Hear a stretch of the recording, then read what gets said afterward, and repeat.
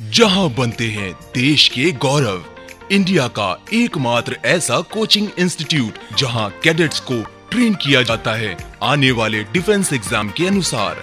अगर आपका भी सपना है भारतीय सेना में शामिल होकर देश की सेवा करने का, तो आज ही ज्वाइन करें त्रिशूल डिफेंस एकेडमी। नमस्कार एंड जय हिंद। मैं दीपक पांडे आप सभी का त्रिशूल डिफेंस एकेडमी के ऑनलाइन प्लेटफॉर्म पे स्वागत है और वेलकम करता हूं। जैसे कि पिछले वीक्स में हम लोगों ने करंट अफेयर्स के कुछ क्वेश्चन सॉल्व किए थे और इस वीक में भी हम लोग करंट अफेयर्स के कुछ क्वेश्चन सॉल्व करेंगे। सैटरडे को इसलिए करंट अफेयर्स का क्वेश्चन सॉल्व कराया जाता है कि मंडे से लेके फ्राइडे तक का जो भी करंट अफेयर्स से इम्पोर्टेंट सेगमेंट हो या इम्पोर्टेंट क्वेश्चन बनते हो, उसको सैटरडे को आपको जो है कुछ महत्वपूर्ण क्वेश्चन सॉल्व कराने का प्रयास किया जाता है। तो चलिए हम लोग स्टार्ट करते हैं। करंट अफेयर्स के लगभग 25 से 26 क्वेश्चन हैं और इस क्वेश्चन के आधार पे हम लोग ये एक स्ट्रेटजी बनाएंगे कि कौन कौन से एरिया पे करंट अफेयर्स के हमको फोकस करना है और फ्यूचर में एग्जाम में आपके क्वेश्चन पूछे जाने की संभावनाएं इस सेगमेंट से ज़्यादा है। चलिए आइए देखते हैं हम लोग पहला क्वेश्चन। क्वेश्चन नंबर फर्स्ट कह रहा है, state has framed a draft policy for senior citizens recognising demographic transition which. किस राज्य ने जनसांख्यिकी संक्रमण को मान्यता देते हुए वरिष्ठ नागरिकों के लिए मसौदा नीति तैयार की है? तो वरिष्ठ नागरिकों या जो है सीनियर सिटीजनशिप के लिए कुछ मसौदा, कुछ पॉलिसीज या ड्राफ्टिंग पॉलिसीज बनाया गया है। तो कौन से स्टेट के द्वारा बनाया गया है? Option A Kerala, option B Tamil Nadu, option C Orissa, option D Telangana. तो तमिलनाडु के द्वारा सीनियर सिटीजनशिप के लिए मसौदा तैयार किया गया है। तो इस प्रकार क्वेश्चन नंबर 1 का option B is right answer. यह पहल कौन से गवर्नमेंट के द्वारा किया गया है? तमिलनाडु गवर्नमेंट के द्वारा किया गया है जो साउथ इंडिया में है। उसके अलावा नेक्स्ट क्वेश्चन पे चलते हैं। क्वेश्चन नंबर सेकेंड कह रहा है, where is the headquarters of the United Nation conference on trade and development. United Nation से जुड़ा ये जो संस्था है ट्रेड और डेवलपमेंट या व्यापार और विकास से संबंधित संयुक्त राष्ट्र व्यापार और विकास सम्मेलन का मुख्यालय कहाँ है?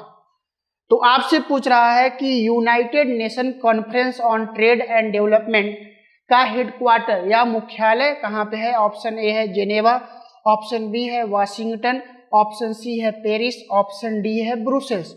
तो अगर आप आएंगे तो इसका मुख्यालय कहाँ पे है? जिनेवा में United Nation conference of trade and development, इस संस्था का कार्य ये है कि यह व्यापार के विकास के लिए या ट्रेड के डेवलपमेंट के लिए कार्य करता है, जिसका हेडक्वार्टर जिनेवा में है।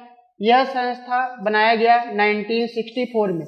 1964 में संस्था को इस्टेब्लिश किया गया, जिसका कार्य ये है कि व्यापार के क्षेत्र में किस तरीके से ग्लोबल ट्रेड को मैक्सिमाइज किया जा सके। तो इस प्रकार क्वेश्चन नंबर 2 का option A is right answer. Next question पे चलते हैं। क्वेश्चन नंबर 3 कह रहा है, which African country has recently declared a polio outbreak. हाल ही में किस अफ्रीकी देश ने पोलियो का प्रकोप घोषित किया है? पोलियो को अपने यहाँ उसने प्रकोप के रूप में या पोलियो आउटब्रेक के रूप में डिक्लेयर किया गया है। तो वह कौन सा अफ्रीकन कॉन्टिनेंट का कंट्री है आपसे पूछ रहा है। ऑप्शन ए है मलावी, ऑप्शन बी है साउथ अफ्रीका, ऑप्शन सी है नाइजीरिया, ऑप्शन डी है डेमोक्रेटिक रिपब्लिक ऑफ कांगो। ये सारे के सारे कंट्री जो है अफ्रीकन कॉन्टिनेंट के हैं। कौन से कॉन्टिनेंट के हैं? अफ्रीका महाद्वीप या अफ्रीका कॉन्टिनेंट के हैं। और मलावी ने अपने यहाँ हाल ही में पोलियो आउटब्रेक डिक्लेयर किया है या पोलियो का प्रकोप वहाँ पे मैक्सिमाइज दिखा है। इसके कारण जो है मलावी चर्चा में रहा। तो क्वेश्चन के रूप से आपसे पूछा जा सकता है कि कौन से कंट्री के द्वारा अपने यहाँ पोलियो को आउटब्रेक के रूप में डिक्लेयर किया गया है, तो मलावी के द्वारा किया गया है। इस प्रकार क्वेश्चन नंबर 3 का option A is right answer. Next question पे चलते हैं। Question number 4। क्वेश्चन नंबर 4 का रहा है where was the 6th African Union European Union summit held. छठा अफ्रीकी संघ यूरोपीय संघ शिखर सम्मेलन कहाँ आयोजित किया गया था? ब्रुसेल्स, बी काहिरा या कैरो, सी ऑप्शन रोम, डी ऑप्शन जोहान्सबर्ग। ये सभी के सभी जो है कैपिटल हैं जो आपको यूरोप में मिलेंगे। उसके अलावा ये साउथ अफ्रीका में जोहान्सबर्ग मिलेगा। अगर आप आएंगे तो छठा या 6th African Union European summit जो हुआ है वो ब्रुसेल्स में कंप्लीट हुआ। कहाँ पे हुआ? ब्रुसेल्स में हुआ। इसके पीछे मोटिव ये है कि अफ्रीका कॉन्टिनेंट और यूरोपियन कॉन्टिनेंट के बीच ट्रेड के स्तर पे या इकोनॉमिक स्तर पे, सोशल स्तर पे, पॉलिटिकल स्तर पे कोऑपरेशन या सहयोग को बढ़ावा दिया जा सके, इसलिए अफ्रीकन और यूरोपियन यूनियन समिट किया जाता है। तो इस प्रकार कहाँ पे किया गया? ब्रुसेल्स में किया गया। अभी रिसेंटली फरवरी माह में किया गया। तो इस प्रकार क्वेश्चन नंबर 4 का option A is right answer. Motive क्या है इसका? मोटिव यही है कि अफ्रीकन और यूरोपियन के बीच जो है ट्रेड को बढ़ावा दिया जा सके इकोनॉमिक लेवल पे। नेक्स्ट क्वेश्चन पे चलते हैं। Question number 5। क्वेश्चन नंबर 5 का रहा है Who has been conferred with Hilal A Pakistan the second highest civilian award of Pakistan in 2022? कह रहा है किसे 2022 में पाकिस्तान का दूसरा सर्वोच्च नागरिक पुरस्कार हिलाल ए पाकिस्तान से सम्मानित किया गया। तो हिलाल ए पाकिस्तान पाकिस्तान का सेकेंड हाईएस्ट सिविलियन या सिटीजनशिप अवार्ड है। तो अगर आप आएंगे तो पाकिस्तान का फर्स्ट सिविलियन या फर्स्ट हाईएस्ट सिविलियन अवार्ड कौन सा है? तो उसका नाम है निशान ए पाकिस्तान। जैसे भारत में क्या है? भारत रत्न इंडिया का हाईएस्ट सम्मान, तो उसी तरीके से पाकिस्तान का सर्वोच्च सम्मान है निशान ए पाकिस्तान। जबकि अगर आप आएंगे सेकेंड हाईएस्ट सम्मान कौन सा है? हिलाल ए पाकिस्तान। और ये कह रहा है कि हिलाल ए पाकिस्तान जो सेकेंड हाईएस्ट सिविलियन अवार्ड है वह किसे दिया गया? तो ऑप्शन ए है बिल गेट्स, ऑप्शन बी है मलाला यूसुफजई, ऑप्शन सी है एलन मस्क और ऑप्शन डी है सी जिनपिंग। तो अगर आप आएंगे बिल गेट्स को पाकिस्तान का सेकेंड हाईएस्ट सिविलियन अवार्ड हिलाल ए पाकिस्तान से सम्मानित किया गया है। इस प्रकार क्वेश्चन नंबर 5 का option A is right answer. Bill Gates society के कल्याण के लिए Melinda and Bill Gates foundation भी चलाते हैं। उसके अलावा इन्होंने सोसाइटी के विकास के लिए बहुत सारे कार्य या फंडिंग करते रहते हैं, जिसके कारण अन्य देशों के साथ या उनको अवार्ड से सम्मानित किया जाता है। तो हाल ही में पाकिस्तान ने बिल गेट्स को हिलाल पाकिस्तान से सम्मानित किया है। तो इस प्रकार क्वेश्चन नंबर 5 का option A is right answer. Next question पे चलते हैं। क्वेश्चन नंबर 6 कर रहा है with reference to plastic packaging what does EPR stand for. EPR का पूरा नेम पूछ रहा है कि पूरा इसका फुल नेम क्या है। प्लास्टिक पैकेजिंग के संदर्भ में ईपीआर का क्या अर्थ है? प्लास्टिक पैकेजिंग के संदर्भ में ईपीआर को इसलिए ध्यान में रखा जाता है कि ऐसा पैकेजिंग न किया जाए कि जो इकोलॉजी या इन्वायरमेंट का एनिमी हो, इन्वायरमेंट का क्या हो? शत्रु हो। तो ऐसा पैकेजिंग नहीं किया जाए और ऐसा पैकेजिंग किया जाए कि जो इन्वायरमेंट का क्या हो? फ्रेंडली हो उससे इन्वायरमेंट को किसी प्रकार का लॉस न हो, हानि न हो, तो इस बात को ईपीआर के अंतर्गत रखा जाता है। ईपीआर का मतलब होता है extended producer responsibility, extended producer responsibility या विस्तारित निर्माता जिम्मेदारी। तो इस प्रकार क्वेश्चन नंबर 6 का option A is right answer. Next question पे चलते हैं। Next question, question number 7। Question number 7 कह रहा है which union ministry institution organized global summit on reimagining museum in India. किस केंद्रीय मंत्रालय या संस्थान ने भारत में संग्रहालयों की पुनर्कल्पना पर वैश्विक शिखर सम्मेलन का आयोजन किया है। तो मिनिस्ट्री के बारे में पूछ रहा है कि म्यूजियम पर किसने जो है कौन से मिनिस्ट्री के द्वारा समिट का आयोजन किया गया या सबमिट किया गया।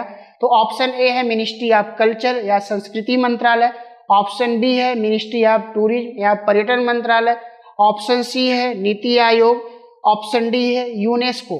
तो मिनिस्ट्री ऑफ कल्चर संस्कृति मंत्रालय के द्वारा म्यूजियम से संबंधित सबमिट किया गया है।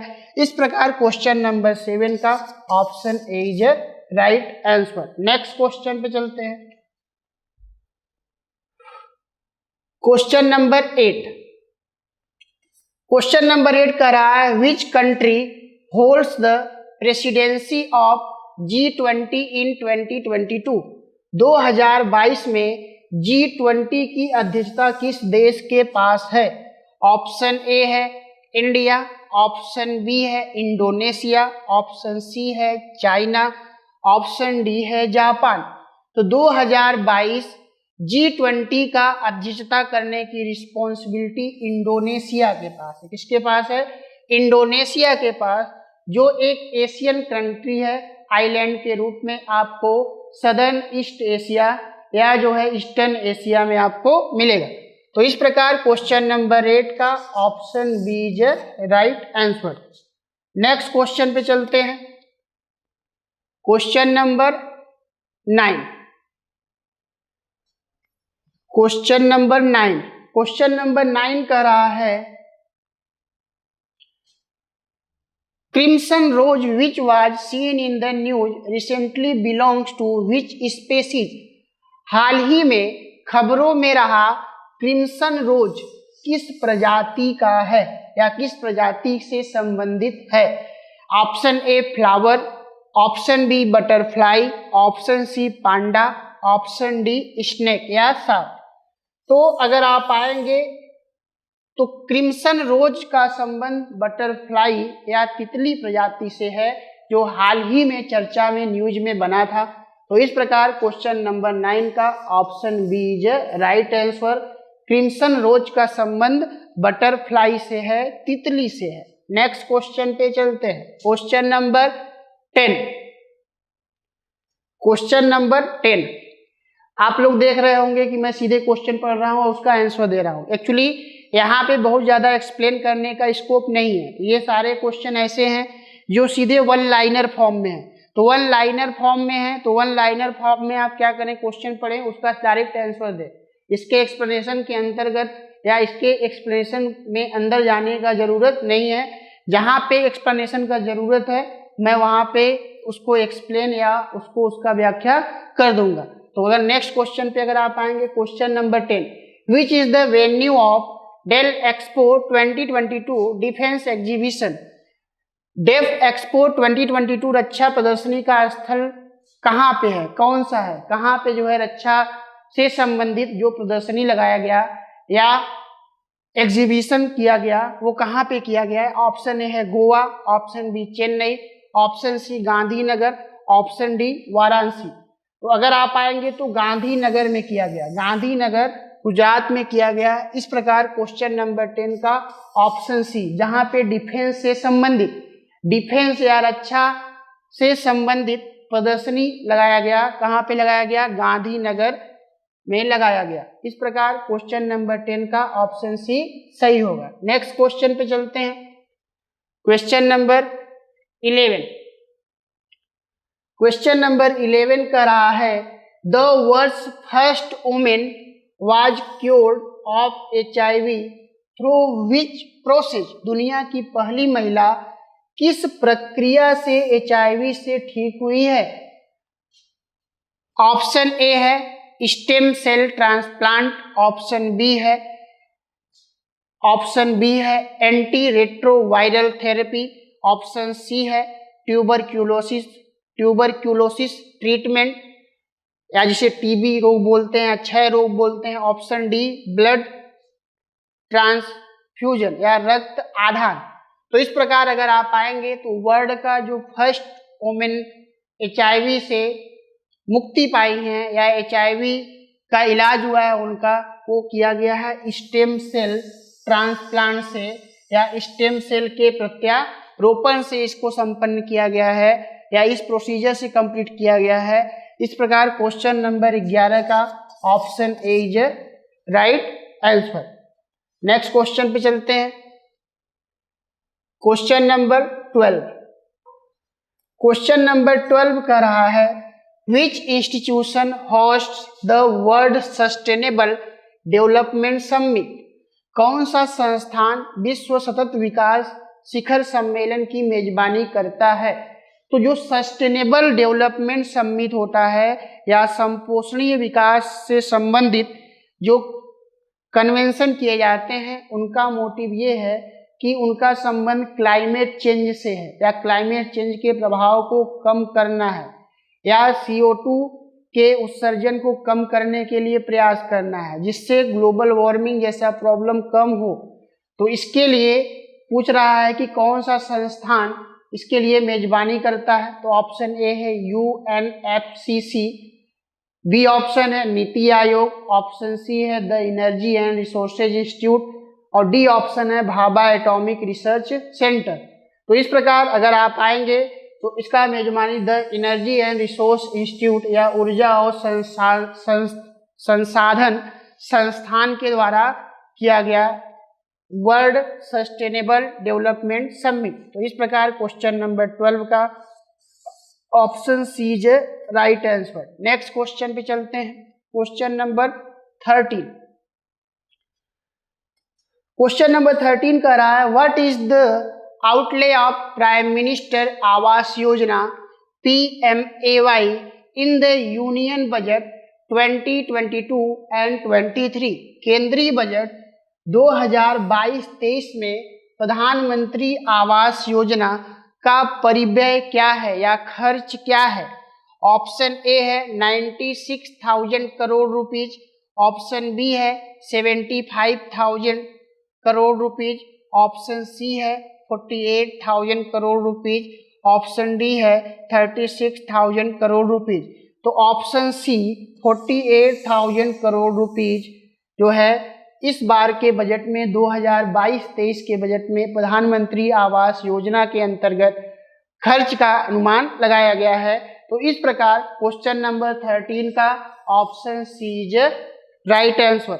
प्रधानमंत्री आवास योजना के अंतर्गत या प्रधानमंत्री आवास योजना का मोटिव या उद्देश्य ये है वैसे लोग जिनके पास आवास या रहने के लिए मकान की व्यवस्था नहीं है उनके लिए आवास की फैसिलिटी उपलब्ध कराना, और ये दो स्तर पे, एक अर्बन एरियाज में और दूसरा रूरल एरियाज में। तो जो रूरल एरियाज में होगा उसे बोलेंगे प्रधानमंत्री ग्रामीण आवास योजना और जो अर्बन में होगा प्रधानमंत्री शहरी आवास योजना। तो ग्रामीण और शहरी दोनों के लिए जो है प्रधानमंत्री आवास योजना का व्यवस्था किया गया है। इसके अंतर्गत वैसे लोगों को आवास की सुविधा उपलब्ध कराना है जिसके पास रहने के लिए मकान की व्यवस्था नहीं है। इसके अंतर्गत 2022-23 के बजट में 48,000 करोड़ रुपए का खर्च की व्यवस्था की गई है। क्वेश्चन नंबर 13 का option C is right answer. Next question पे चलते हैं। Question number 14। क्वेश्चन नंबर 14 का रहा है which institution has organised Darkathon 2022 initiative to find solution to counter dark net markets. Dark net बाजारों का मुकाबला करने के लिए समाधान खोजने के लिए किस संस्थान ने डार्कथॉन 2022 पहल का आयोजन किया है? ऑप्शन ए है डायरेक्टोरेट या प्रवर्तन निदेशालय, ऑप्शन बी है national central bureau of investigation या केंद्रीय जांच ब्यूरो या सीबीआई, सी ऑप्शन है narcotics control bureau, option D है इन्फोर्समेंट इन्वेस्टिगेशन एजेंसी राष्ट्रीय जांच एजेंसी। तो सी ऑप्शन सही होगा, नारकोटिक्स कंट्रोल ब्यूरो के द्वारा जो है डार्कनेट बाजारों का मुकाबला करने के लिए डार्कथॉन 2022 का पहल का आयोजन किया गया है। बेसिकली नारकोटिक्स कंट्रोल ब्यूरो का उद्देश्य यह है कि वह जो है देश में ऐसे नशा से जुड़े प्रोडक्टों को सेल करने से रोके जिसके पास उसको सेल करने का लाइसेंस न हो और जो ह्यूमन हेल्थ के अगेंस्ट में हो। तो कुल मिला के डार्कथॉन 2022 का पहल किसके द्वारा किया गया है? नारकोटिक्स कंट्रोल ब्यूरो के द्वारा। इस प्रकार क्वेश्चन नंबर 14 का option C is right answer. Next question पे चलते हैं। क्वेश्चन नंबर 15 कह रहा है India signed a LOI on new and renewable energy technology with which country? Bharat ने किस देश के साथ नवीन और नवीकरणीय ऊर्जा प्रौद्योगिकी पर एक LOI पर हस्ताक्षर किए हैं? तो कह रहा है कि भारत सरकार के द्वारा कौन से कंट्री के साथ नवीन और नवीकरणीय ऊर्जा के विकास के लिए संधि किया गया है, समझौता किया गया है? ऑप्शन ए है Israel, option B Australia, option C USA, option D New Zealand. तो यह समझौता ऑस्ट्रेलिया के साथ किया गया है। इस प्रकार क्वेश्चन नंबर 15 का option B is right answer. इसके अंतर्गत मोटिव या उद्देश्य यह है कि इंडिया और ऑस्ट्रेलिया मिलके नवीन और नवीकरणीय ऊर्जा या new and renewable energy technology के क्षेत्र में मिलकर कार्य करेंगे, जिससे न्यू एंड रिन्यूएबल एनर्जी के क्षेत्र में विकास की संभावनाएं बढ़ जाए। तो इस प्रकार क्वेश्चन नंबर 15 का option B is right answer. Next question पे चलते हैं। क्वेश्चन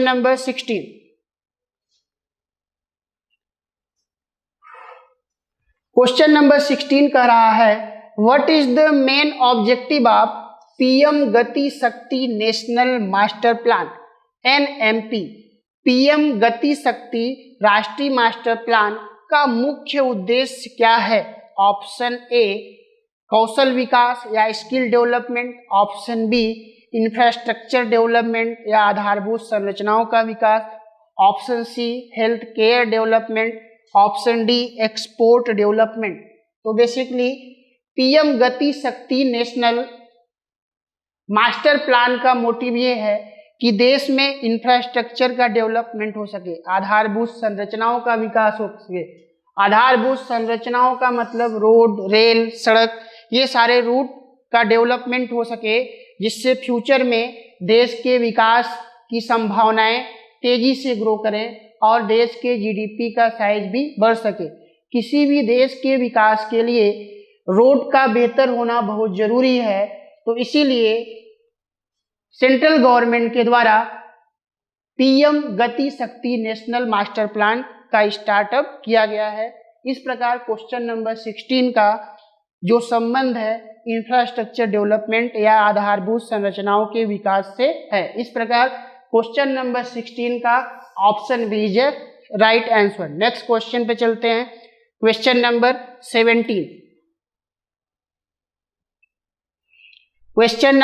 17 कह रहा है Medaram Jatara is a fair celebrated in which Indian state?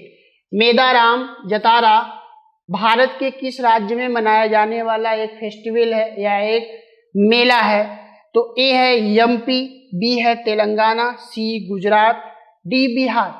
तो मेदाराम जतारा जो है तेलंगाना में मनाया जाता है एक मेला के रूप में, फेस्टिवल के रूप में। इस प्रकार क्वेश्चन नंबर 17 का option B is right answer. ये क्वेश्चन इसलिए इंपॉर्टेंट हो सकता है कि आपके हिस्ट्री में रिसेंटली आर्ट एंड कल्चर से जोड़ के क्वेश्चन पूछ सकता है कि मेदाराम जतारा फेस्टिवल कौन से स्टेट में मनाया जाता है, तो इसका संबंध तेलंगाना से है। नेक्स्ट क्वेश्चन पे चलते हैं। क्वेश्चन नंबर 18 कह रहा है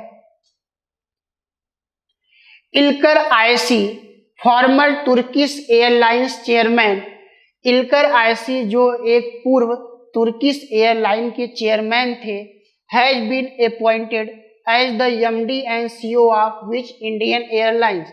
ये कह रहा है कि इल्कर आयसी जो पहले तुर्किश एयरलाइन के चेयरमैन थे, उनको हाल ही में कौन से इंडियन एयरलाइंस का एमडी और सीईओ अपॉइंट किया गया है। तो इस प्रकार क्वेश्चन नंबर 18 का option A Spice Jet, option B IndiGo, option C Air India, option D Vistara. तो इस प्रकार अगर आप आएंगे तो एयर इंडिया का इनको एमडी और सीईओ चीफ एग्जीक्यूटिव ऑफिसर के रूप में अपॉइंट किया गया है, जो पहले तुर्किश एयरलाइंस के क्या थे, चेयरमैन थे। इस प्रकार क्वेश्चन नंबर 18 का option C is right answer. वैसे भी पता है कि एयरलाइंस जो एयर इंडिया है उसकी स्थिति बहुत ही खराब है, घाटे में चल रहा है। तो किसी भी तरीके से एक बेहतर स्ट्रेटजी के द्वारा इसके प्रॉफिट को क्या किया जा सके, मैक्सिमाइज किया जा सके या इसको बढ़ाया जा सके। तो इस प्रकार क्वेश्चन नंबर 18 का option C is right answer. Next question पे चलते हैं। Question number 19। क्वेश्चन नंबर 19 कह रहा है which union ministry launched new frontier programme as a part of Azadi Ka Amrit Mahotsav. आजादी का अमृत महोत्सव के एक भाग के रूप में किस केंद्रीय मंत्रालय ने न्यू फ्रंटियर्स कार्यक्रम शुरू किया है। तो ये क्वेश्चन आजादी का अमृत महोत्सव पहले भी हम लोग सॉल्व कर चुके हैं। तो ये कह रहा है कि न्यू फ्रंटियर्स कार्यक्रम किसके द्वारा शुरू किया गया है, कौन सी मिनिस्ट्री के द्वारा। तो ऑप्शन ए है ministry of new and renewable energy, option B है ministry of power, option C है ministry of coal, option D है मिनिस्ट्री ऑफ एक्सटर्नल अफेयर्स। तो इस प्रकार अगर आप आएंगे ministry of new and renewable energy के द्वारा एक न्यू फ्रंटियर्स कार्यक्रम स्टार्ट किया गया है, जिसका संबंध आजादी का अमृत महोत्सव से है। इस प्रकार क्वेश्चन नंबर 19 का option A is right answer. Next question पे चलते हैं। Question number 20। क्वेश्चन नंबर 20 का रहा है legal mining of bajri river bed sand has been initiated in which state. बजरी जो एक नदी का रेत है का कानूनी खनन किस राज्य में शुरू किया गया है। तो बजरी जो नदी का रेत है वहां पे माइनिंग करने के लिए या खनन के लिए कौन से राज्य में अभी एक कानूनी प्रावधान किया गया है, तो उस राज्य के बारे में पूछ रहा है। Option A Uttar Pradesh, option B Rajasthan, option C Bihar, option D West Bengal. तो यह व्यवस्था राजस्थान में किया गया है रिसेंटली। इस प्रकार क्वेश्चन नंबर 20 का option B is right answer. Next question पे चलते हैं। क्वेश्चन नंबर 21 कह रहा है which is the first institution set up under the national river interlinking policy. राष्ट्रीय नदी जोड़ नीति के तहत स्थापित पहला संस्थान कौन सा है। Ken Betwa link project authority, B Kaveri Godavari link project authority, C Godavari Krishna link project authority, D Narmada Tapi link project authority. तो जो पहला संस्थान है Ken Betwa link project authority या केन बेतवा नदी को जोड़ने के लिए जो प्राधिकरण या अथॉरिटी बनाया गया, ये फर्स्ट संस्थान है 21 का ए। बेसिकली ये नदी को जोड़ने का जो प्रोजेक्ट चलाया जाता है, इसके पीछे मोटिव यही है कि एक तो वैसे क्षेत्रों में जहाँ पे इरिगेशन का फैसिलिटी नहीं है वहाँ पे सिंचाई की व्यवस्था करना, दूसरा उस पे डैम बना के इलेक्ट्रिसिटी का प्रोडक्शन करना, ये सभी इसके इम्पोर्टेंस है। तो इस प्रकार क्वेश्चन नंबर 21 का option A is right answer. Next question पे चलते हैं। क्वेश्चन नंबर 22 का रहा है Luc Montagnier who passed away recently won Nobel prize for medicine for which discovery. Luc Montagnier जिनका हाल ही में निधन हो गया ने किस खोज के लिए चिकित्सा का नोबेल पुरस्कार जीता।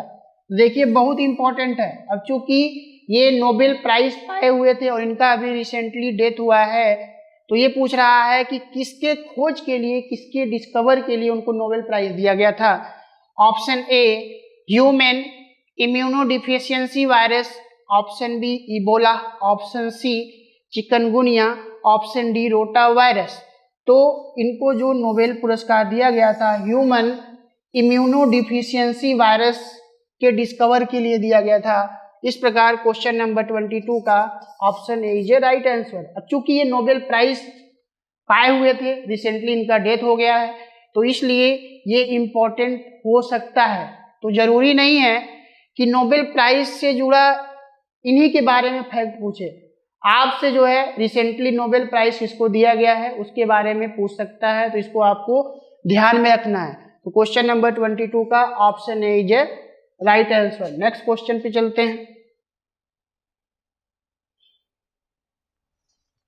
क्वेश्चन नंबर 23 का रहा है Paul Henri Sandaogo Damiba has been declared president of which country. Paul Henri Sandaogo Damiba को किस देश का राष्ट्रपति घोषित किया गया है। तो अभी रिसेंटली इनको प्रेसिडेंट बनाया गया है, पूछ रहा है कौन से कंट्री का बनाया गया। तो ऑप्शन ए है Burkina Faso, option B Namibia, option C Zimbabwe, option D Mali. तो इस प्रकार अगर आप आएंगे का नाम बुर्किना फासो। इस प्रकार क्वेश्चन नंबर 23 का option A is right answer. Next question पे चलते हैं।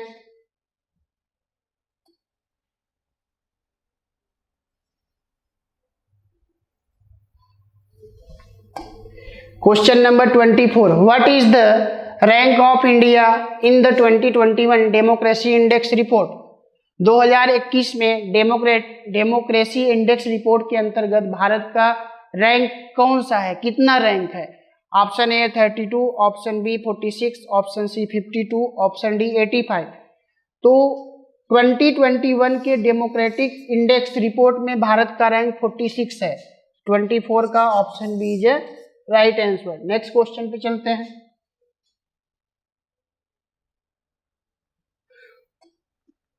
Which state initiated Operation परिवर्तन to eliminate the cultivation of cannabis। भांग की खेती को खत्म करने के लिए किस राज्य ने ऑपरेशन परिवर्तन शुरू किया है। तो सबसे पहले आपको ये पता होना चाहिए कि ऑपरेशन परिवर्तन किस राज्य के द्वारा शुरू किया गया है, और दूसरा ऑपरेशन परिवर्तन का संबंध किसके खेती से है, तो भांग की खेती को समाप्त करने के लिए है। यह जो है पहल किया गया है आंध्र प्रदेश गवर्नमेंट के द्वारा, आंध्र प्रदेश सरकार के द्वारा। इस प्रकार क्वेश्चन नंबर 25 का option C is right answer. Next question पे चलते हैं।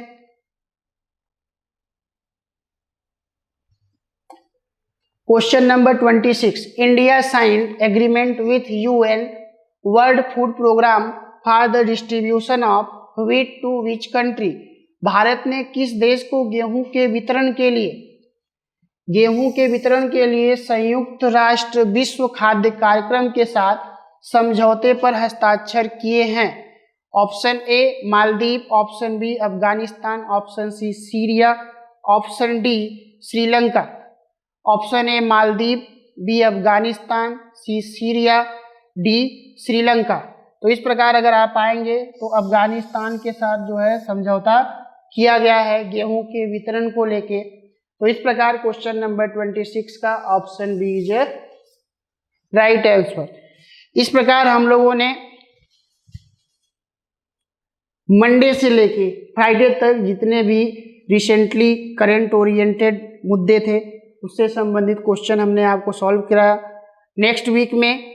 नेक्स्ट वीक से संबंधित जो भी इम्पोर्टेंट क्वेश्चन बनेंगे उसको हम लोग नेक्स्ट सैटरडे को या कमिंग सैटरडे को हम लोग क्या करेंगे, डिस्कस करेंगे। तब तक के लिए थैंक यू एंड जय हिंद। जहां बनते हैं देश के गौरव, इंडिया का एकमात्र ऐसा कोचिंग इंस्टीट्यूट जहां कैडेट्स को ट्रेन किया जाता है आने वाले डिफेंस एग्जाम के अनुसार।